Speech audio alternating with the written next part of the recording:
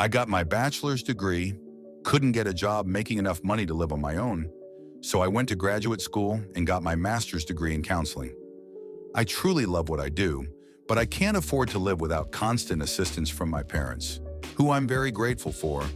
They're incredible. I'm only making $45,000 a year, pre-tax. My apartment is $1,300 a month, and I'm not able to save each month in the hopes of someday purchasing a home. I just had to get a new phone, and my parents had to pay for it. A few weeks ago, my old-ass CRV's battery died, and yep, you guessed it, my parents had to pay for a new one. Again, I acknowledge that I'm incredibly fortunate to have them. I just feel like at this rate I should move back in with them, dwelling in their basement, because what the hell am I doing? I don't want to be 30 and living with my parents, but what else am I to do?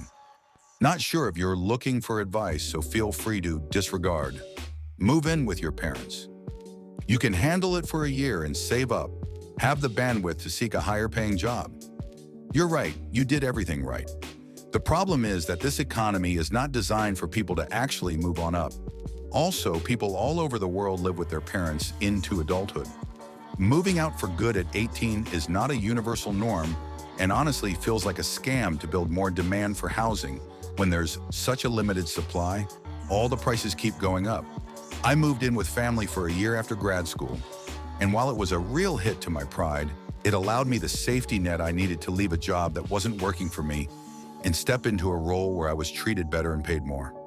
Sometimes you need to lean on family for a little while, and it's not a personal failing, it's just what needs to be done in hard times.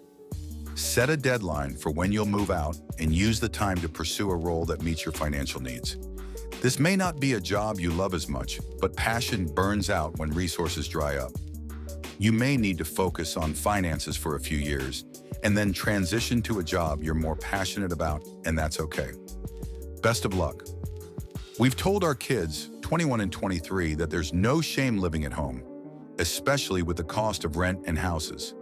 Live with us and save for a house.